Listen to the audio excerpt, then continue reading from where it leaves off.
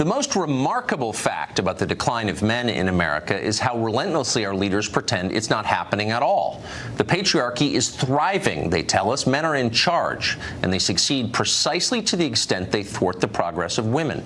Society is a zero-sum equation in which a man's gain is a woman's loss. This is wrong, and we must rectify it. That's the message. Those also happen to be the core assumptions of second-wave feminism, which became popular 40 years ago, just as many of our baby boom leaders were coming of age. And yet none of those assumptions are true today. America has changed completely. The patriarchy is gone. Women are winning. Men are failing. Men in America are now far more likely to die of a drug overdose, drop out of the workforce because of an addiction, commit a felony, and go to prison. They fail in school much more often than women do. They kill themselves at many times the rate. Overall, they die years younger. Those numbers are not speculative. They are hard data gathered over decades by nonpartisan researchers. You'd have to ignore a huge amount of settled science in order to repeat the pieties of 1970s-era feminism. And yet that is exactly what our leaders continue to do. In March of 2009, almost immediately after arriving in Washington, Barack Obama created the White House Council on Women and Girls. He tapped his advisor, Valerie Jarrett, to run it. Quote, "When our daughters don't have the same education and career opportunities as our sons," Obama said in his announcement, "that affects our economy and our future as a nation." At the very moment Obama was lamenting the lack of educational opportunities for women, more girls than boys were graduating from high school. Far more were graduating from college. Women now earn 62% of associate's degrees, 57% of bachelor's degrees, 60% of master's degrees, and 52% of doctorates. That gap is even wider in non-white neighborhoods. For example, in 2007, among black and Hispanic graduates of public schools in Boston, for every 100 black men who got a college degree, there were 230 black women who got one. For every 100 Hispanic men who got a college degree, there were 211 Hispanic women who got one. 70% of all master's degrees awarded to black students nationally went to black women. Just 30% went to black men.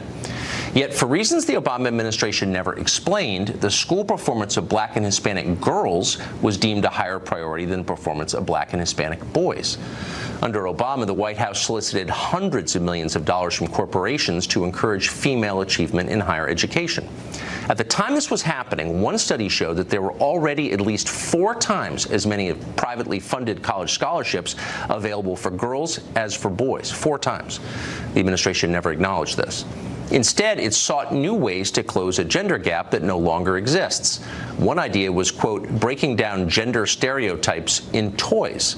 To that end, the White House pressured manufacturers, retailers, and media outlets to eliminate gender distinction in children's toys.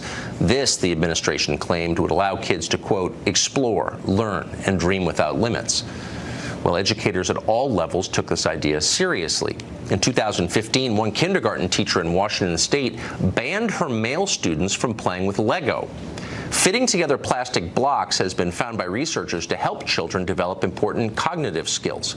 Boys have enough advantages, the teacher explained, so she intentionally prevented them from learning. Girls thrive when boys fail. This is the underlying assumption of much of America's gender policy and education.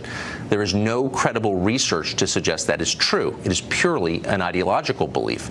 And yet that assumption is pervasive, especially on college campuses.